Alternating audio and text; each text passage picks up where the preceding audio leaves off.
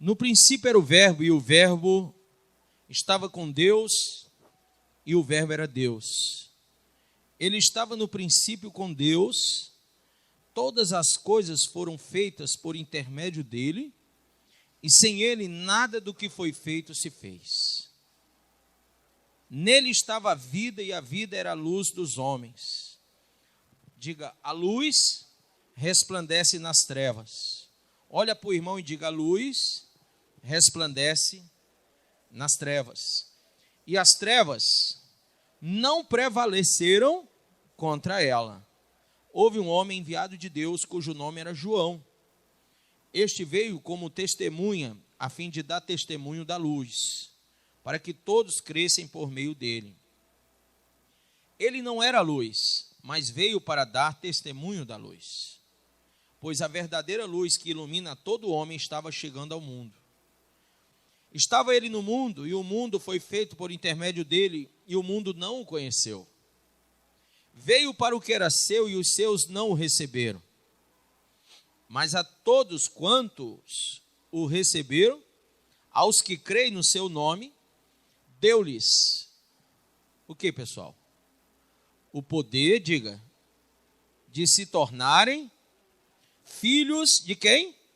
De Deus, grife isso aí, filhos de Deus, os quais não nasceram do sangue, nem da vontade da carne, nem da vontade do varão, mas de Deus. E o Verbo se fez carne e habitou entre nós, cheio de graça e de verdade, e vimos a sua glória como a glória do unigênito do Pai. Põe a mão sobre a Bíblia e diga, Pai, fala ao meu coração e me ensina a tua palavra, em nome de Jesus, diga amém. Pode sentar.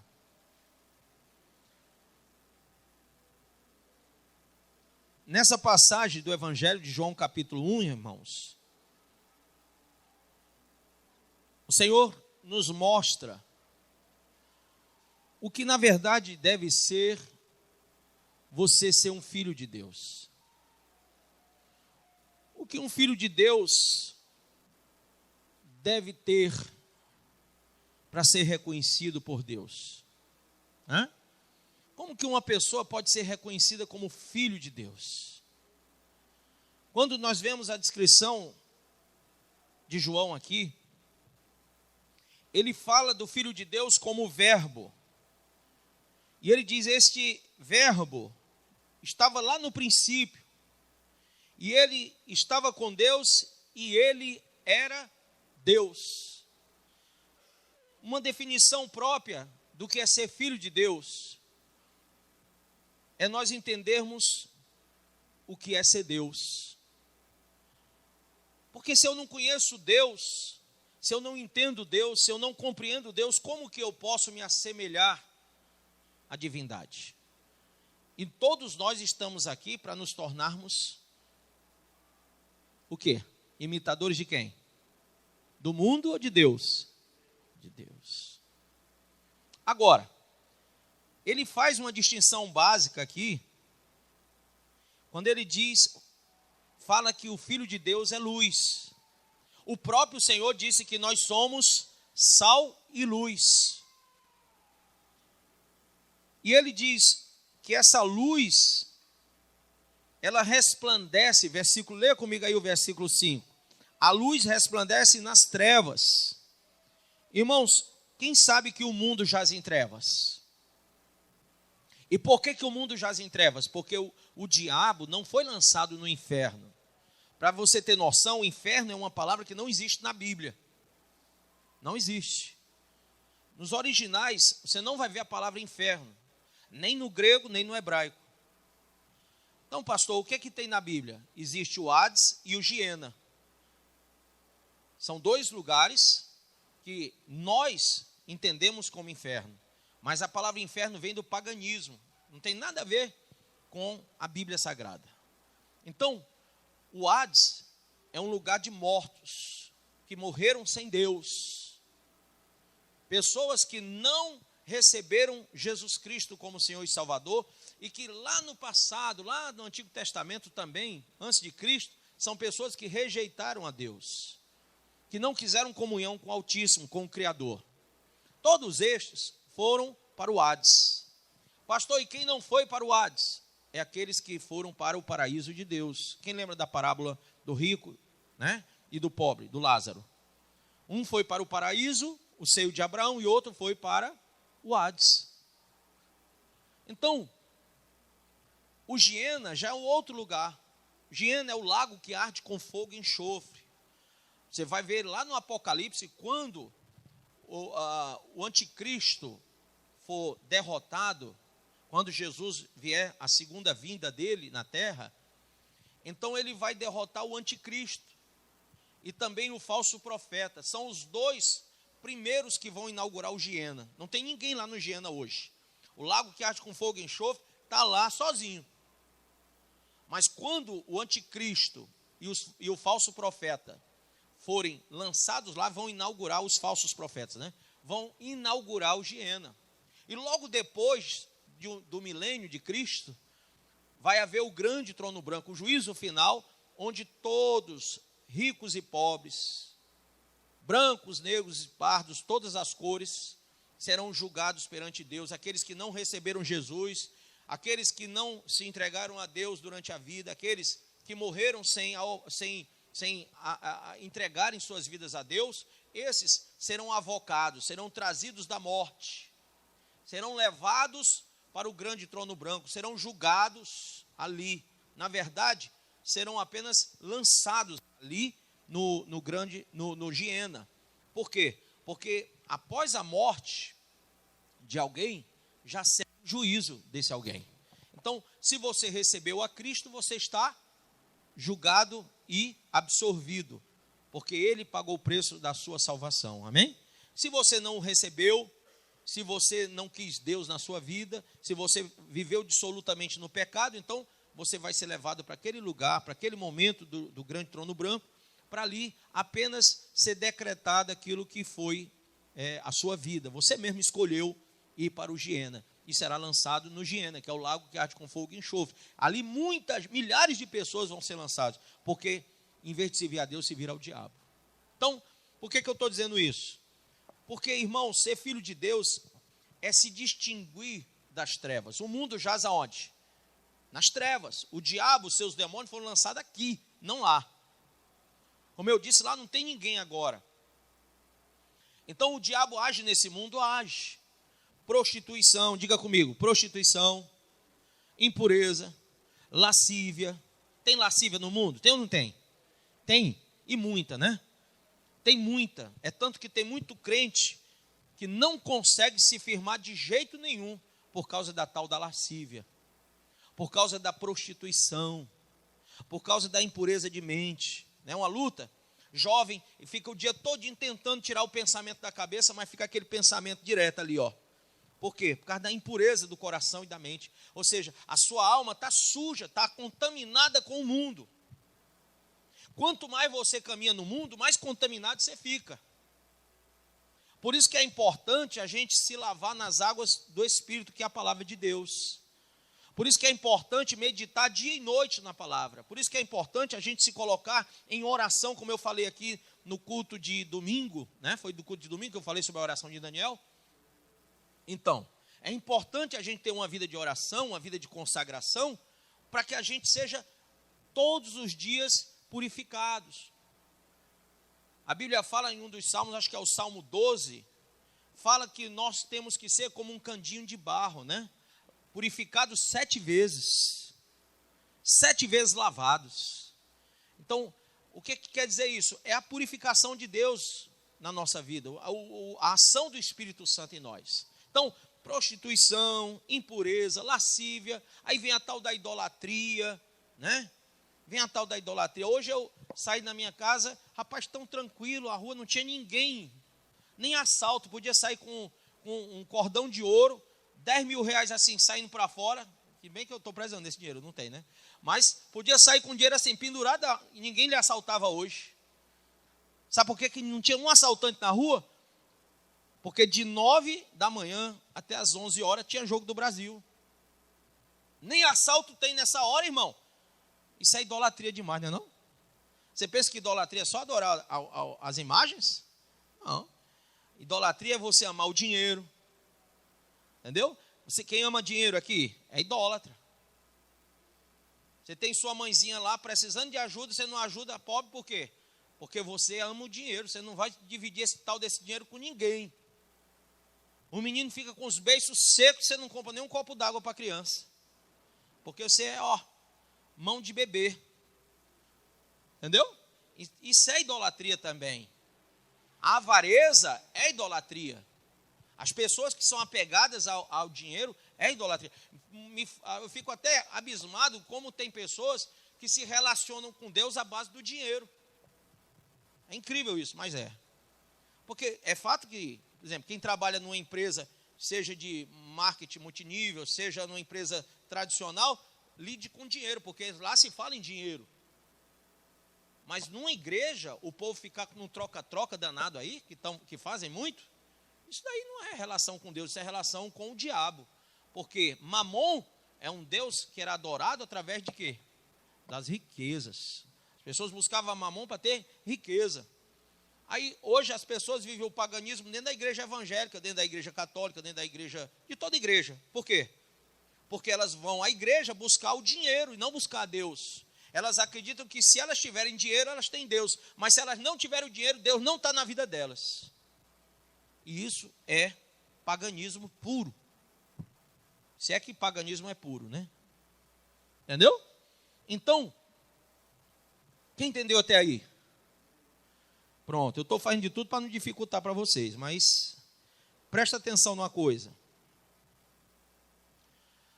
João identificou Jesus como Filho de Deus, dizendo, ele é luz, e a luz se separa das trevas. Mais ainda, leia comigo o versículo 5.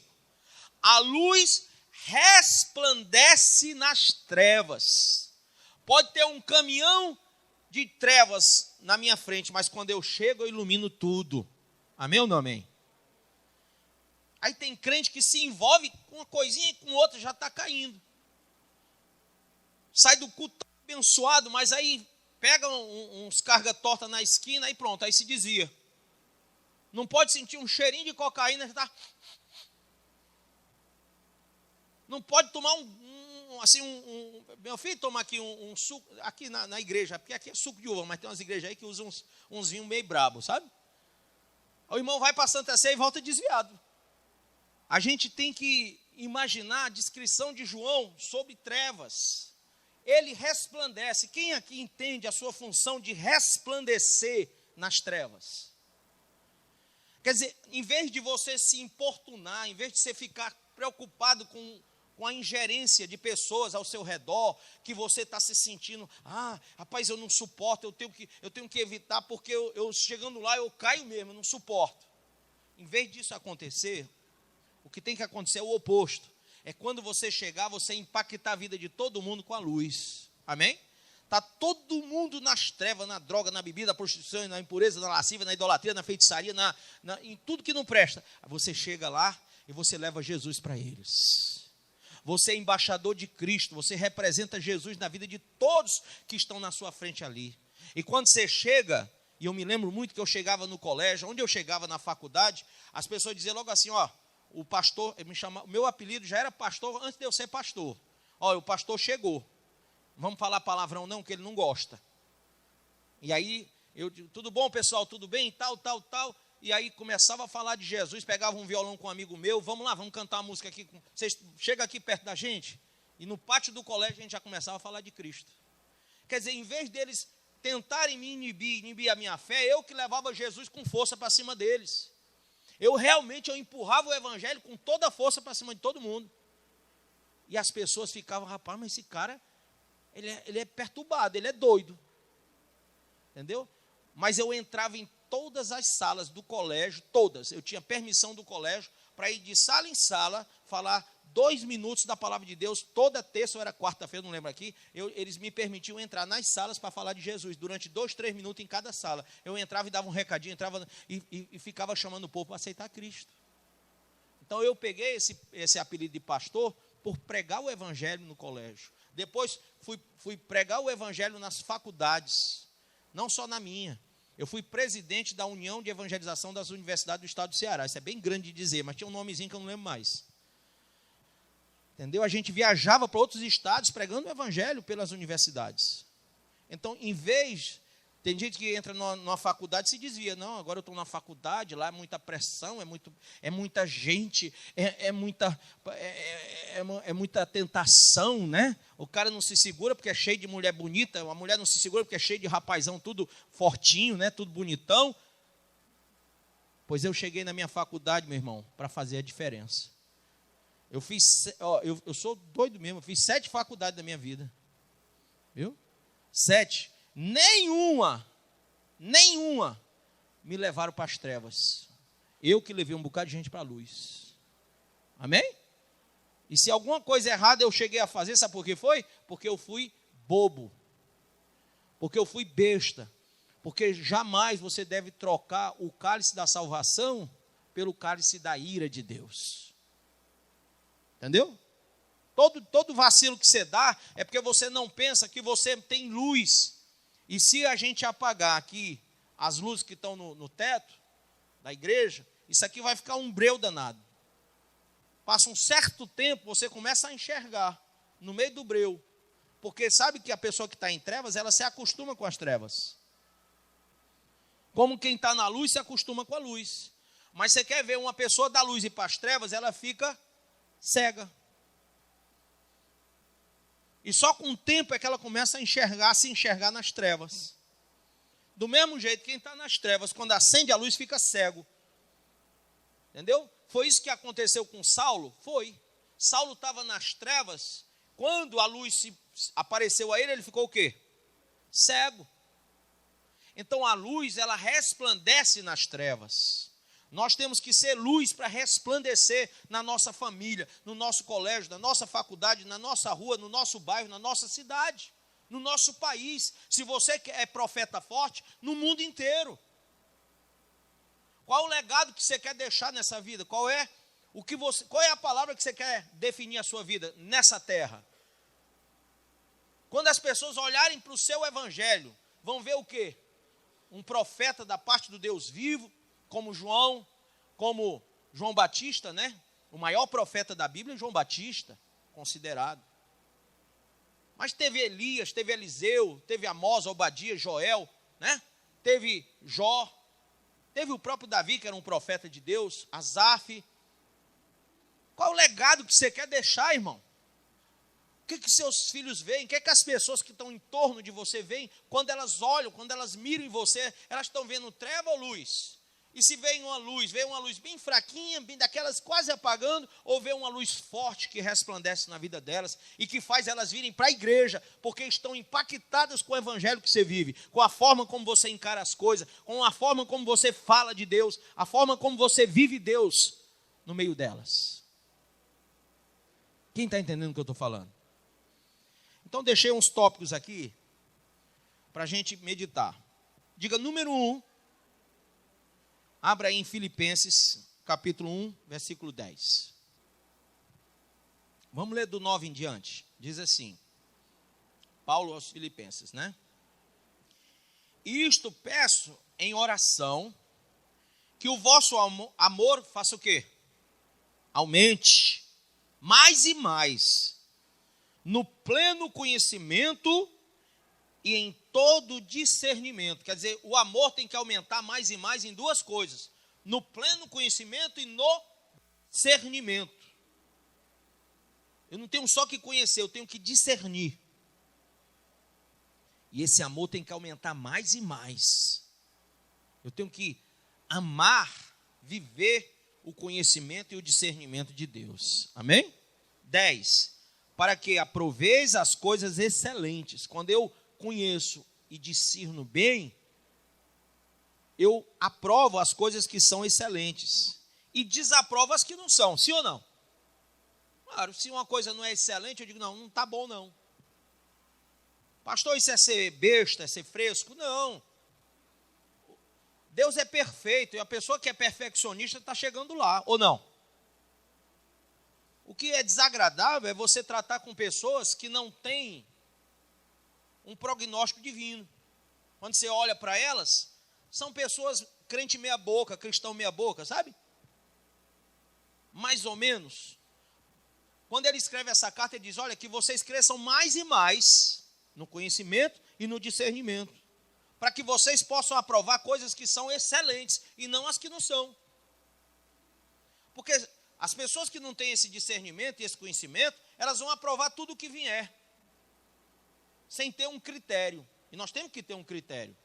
Nós temos critério para tanta coisa, gente. Por que a gente não tem critério para a vida cristã? Né? Você vai escolher uma roupa, você não tem um critério? Você vai escolher um carro, você tem um critério? Uma bicicleta, uma moto, uma namorada, um namorado, uma noiva, uma esposa, um esposo. Tudo você tem um critério. A casa que você vai morar,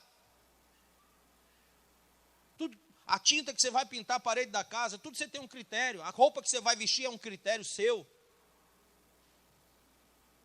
Que se você é cafona, se não é, bom, o critério é seu, não importa, amém? Mas todos nós temos um critério para tudo. O que você comeu hoje?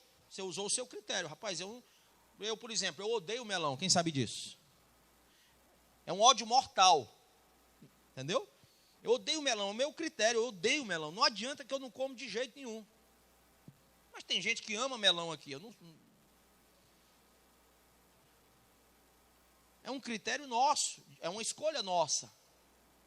Então, tudo nós temos um critério na vida. Agora, o cristianismo requer que a gente tenha conhecimento e discernimento para nós aprovarmos as coisas que são excelentes, porque Deus é perfeito.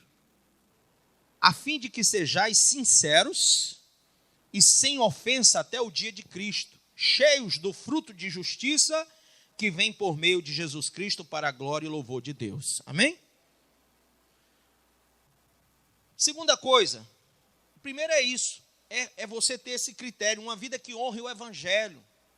Será que você criteriosamente já entende o que é viver o Evangelho de Cristo? Segunda coisa, 1 Pedro 3. Esse é um texto que dá assim, uma brigaiada danada no meio evangélico, mas vamos nós.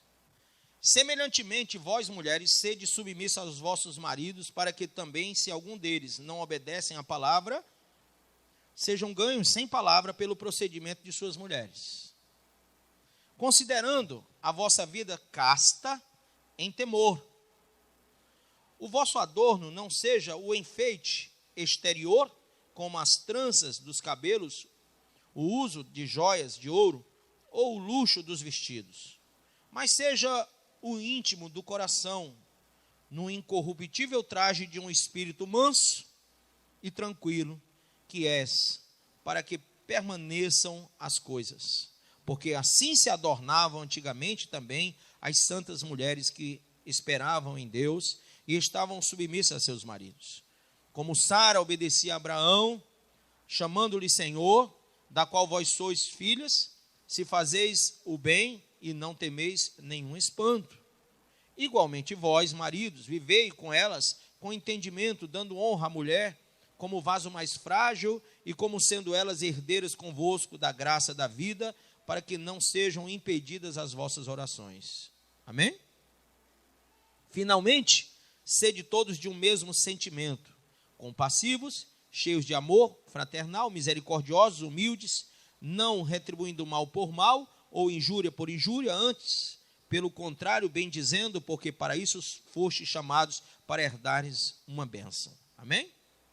Então, o coração da pessoa tem que ter poder para dirimir esse tipo de critério aqui. Ora, é um estilo de vida, pastor? É um estilo de vida. Mas está bem distante dos dias de hoje? Está. Porque hoje não existem mais as santas mulheres daqui, da Bíblia. Existem? Qual é o critério? Foi só para tirar sujo. Mas, na verdade, é porque a minha mulher, quando eu já era pastor da igreja, ela era obreira. E no hábito de obreiro com pastor, sempre é senhor para cá, senhor para lá, ela veio com isso na boca, e foi, e ainda é senhor, de vez em quando ela solta. Sabe? Mas eu digo, minha filha, eu estou casado contigo há 13 anos, eu durmo contigo, tenho 2 meninos contigo já, então ainda está nessa daí. Às vezes a gente tem que ter um DR, sabe? Discutir relacionamento para ver se... Mas isso faz parte da pessoa? Faz. É um espírito de submissão que ela tem e que eu não tenho. Eu queria aprender isso com ela. Todo dia eu fico olhando para o jeito dela para ver se eu aprendo. Entendeu? Então, são coisas que as pessoas, algumas são ricas nisso, outras são pobres de marré. Tem mulher aqui que o marido... Cala a boca. E a mulher falando. Meu Deus do céu, falta pouco. Vou fazer um curso com a minha esposa, passar uns 2 meses com ela, que você para de falar. Entendeu? Mas isso é uma riqueza interior. Eu admiro quem tem essa riqueza. Tem muita gente que é rico nisso. Eu sou pobre também. Eu tenho que aprender. Nós temos que ter essa coisa dentro da gente, de sentar na escola de Deus, do Espírito Santo, olhar para certos comportamentos, certos estilos de vida espiritual de alguém, porque não é só vocês que aprendem comigo, não. Eu também fico de olho em vocês aqui aprendendo. Amém? Então, de repente, você tem uma atitude, um estilo de vida que me toca. Você diz, puxa, esse fulano é amoroso, é carinhoso, é uma pessoa bondosa, é uma pessoa que não tem avareza, que não tem... É uma pessoa benigna. Rapaz, que coisa boa, vou começar a mirar nesse irmão aqui, porque ele é bom da gente olhar para ele. Tem coisa nele que dá para a gente puxar e aprender. Amém? Então, segundo ponto hoje é que o nosso coração tem que estar disposto a isso, a mudar o nosso estilo de vida. Até porque o evangelho em nós muda o nosso estilo de vida. O verdadeiro muda, o falso não. Terceira coisa, nós temos que ter um ouvido aberto para Deus. Diga, um ouvido aberto para Deus. Abra em Isaías 50, verso 4. Eu queria que você entendesse esse versículo, muito bom. Olha.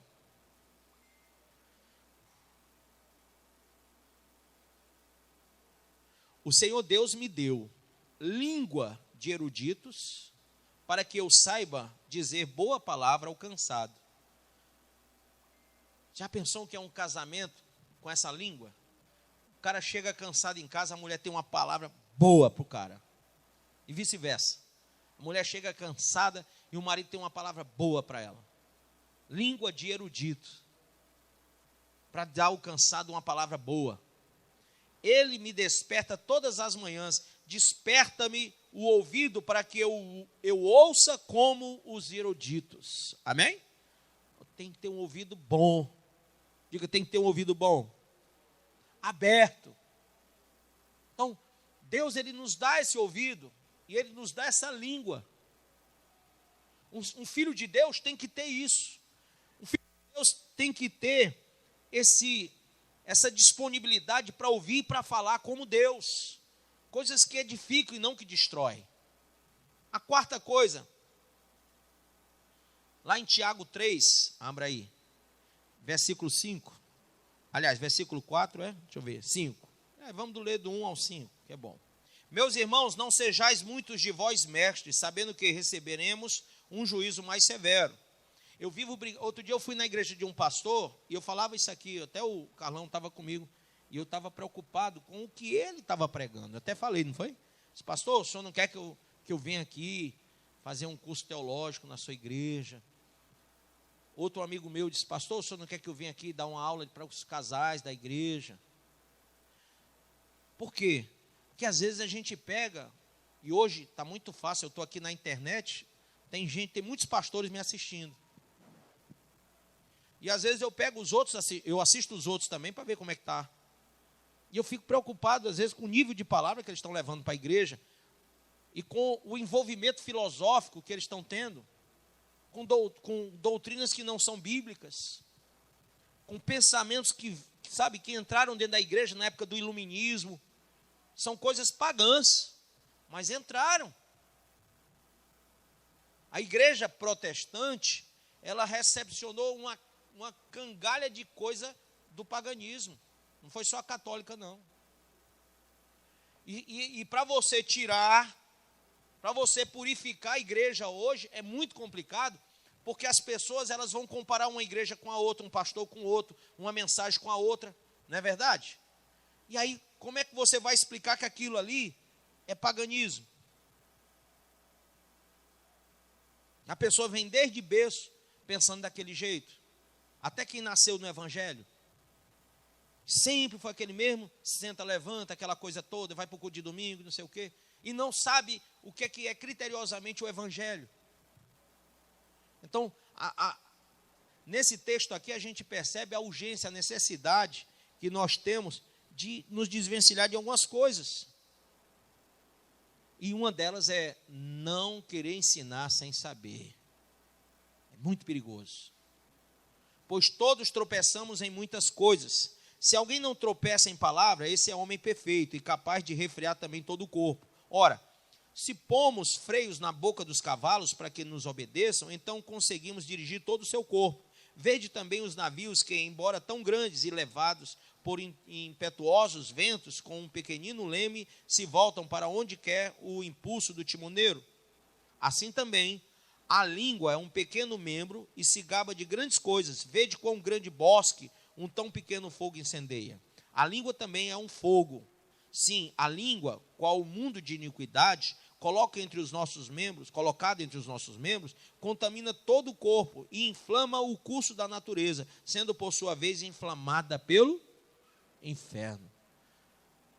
Por que tem muita contenda, tem muita discórdia entre as pessoas? Porque a língua, ela é inflamada pelo inferno. Então, um filho de Deus tem que ter esse critério também. Rapaz, eu tenho que estar preocupado em ouvir como erudito, em falar como erudito, falar coisas boas. Quem quer um casamento abençoado? Fale coisas boas.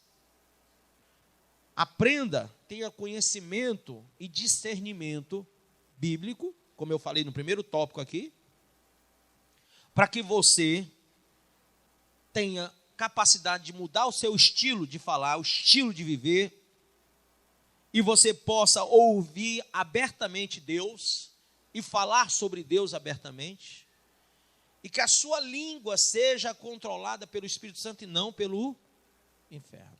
Amém? Quinta coisa, Isaías 6, verso 8.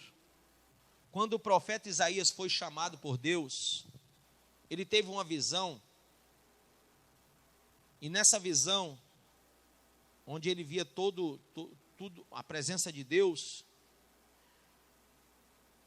eu acho lindo quando ele diz que é um homem miserável e não tem capacidade nenhuma, entendeu? Vamos ver do versículo de número 5. Então disse eu, ai de mim, estou perdido, porque sou um homem de lábios impuros. Quem aqui é homem de lábio impuro? Levanta a mão. Então tem cura, pastor? Tem. Vamos ver. Sou um homem de lábios impuros, habito no meio de um povo de impuros lábios. É ou não é verdade? E ele diz, e os meus olhos viram o rei, o Senhor dos exércitos. Então um dos serafins voou para mim, trazendo na mão uma brasa viva, que tirara do altar com uma tenaz. Com a brasa tocou a minha boca e disse, eis que ela tocou os teus lábios. A tua iniquidade foi tirada. Os lábios eram impuros, agora não são mais, amém? E perdoado o teu pecado. Depois disso ouvi a voz do Senhor que dizia, a quem enviarei e quem há de ir por nós? Disse eu, eis-me aqui, envia-me a mim. Glória a Deus. Pastor, isso quer dizer que tem cura para mim? E muita. E muita. Se você tiver uma vida que honre o evangelho, mudando seu estilo, se você aprender a ouvir e falar aquilo que é de Deus, se você estiver aberto para isso, quando você aprender a ter uma língua inflamada pelo Espírito e não pelo diabo, quando você tiver prontidão, como Isaías, Deus tocou na boca dele com a tenaz, não foi? Com a brasa. O anjo foi lá, o serafim, pegou a brasa com a tenaz e foi e tocou na boca dele, nos lábios. Alguém pode dizer assim, queimou. Não sei, mas purificou. Porque a partir dali aquele homem abre a boca para dizer, Senhor, pode me usar. Amém?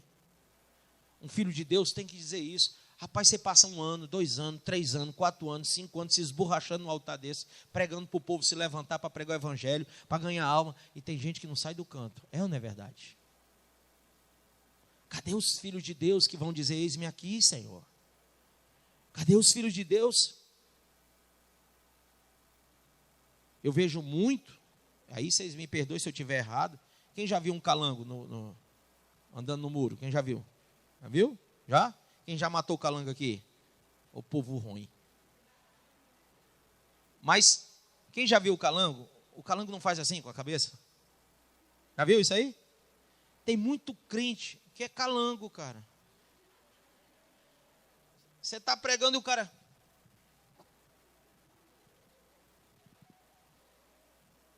Aí eu penso o quê? Se o cara está fazendo assim, que ele entendeu tudo. Eu saio daqui todo convencido. Rapaz, hoje a mensagem foi boa, hoje o povo se converteu. Hoje, rapaz, domingo vai ser do pra pouco, porque vai lotar essa igreja. Não vai ter uma cadeira vazia, não vai ter nem na porta, vai ter gente pendurada lá do outro lado da rua. Eu saio daqui todo convencido disso. Quando eu chego no domingo, vai entrando só os calangos. Cadê o povo? Cadê a multidão que eu estava esperando? Sabe por quê? Prontidão. Cadê? Tem alguém tem que dizer, eis-me aqui, Senhor, envia-me a mim. A gente vai para o encontro com Deus, tem até um momento lá que tem esse eis-me aqui, Senhor. Mas todo tipo de circunstância acontece e o eis-me aqui não acontece. E a gente percebe a nossa urgência de ganhar alma, de entrar mesmo na vida das pessoas e ir com força no evangelho, mas não, a gente fica ali inerte, na zoninha de conforto. Filho de Deus não vive assim, irmão. Você vê uma coisa, quem crê que Jesus é o Filho de Deus? Pronto, pois ele estava lá sentadão assim, ó. Trono. Estava lá. Aí foi que ele fez como Filho de Deus? Eis-me aqui, Senhor. Pode me enviar. Eu vou para lá.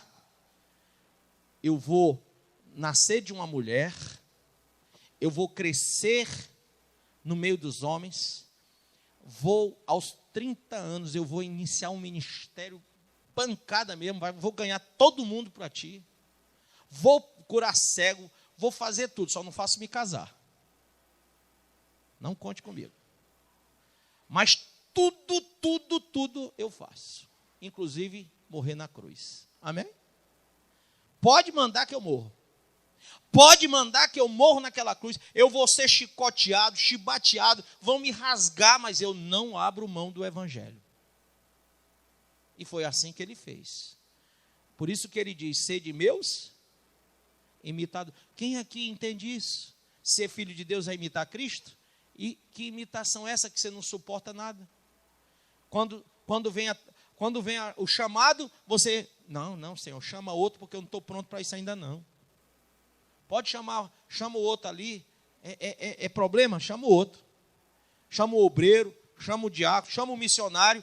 Mas não me chama não, porque eu não estou pronto para isso não. Entendeu?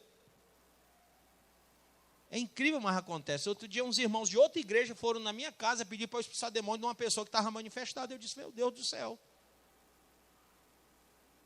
1h30 da manhã eu me levantar, me arrumar para ir numa casa, expulsar demônio, perder tempo com um cão. Sabe qual é o ridículo da coisa? Que não precisa da gente. Basta que aquele fulano ali seja imitador de Cristo, ele vai dizer, sai em nome de quem? E sai. Porque o diabo é tão inteligente, mas tão inteligente que ele obedece à ordem que é feita no nome de Jesus.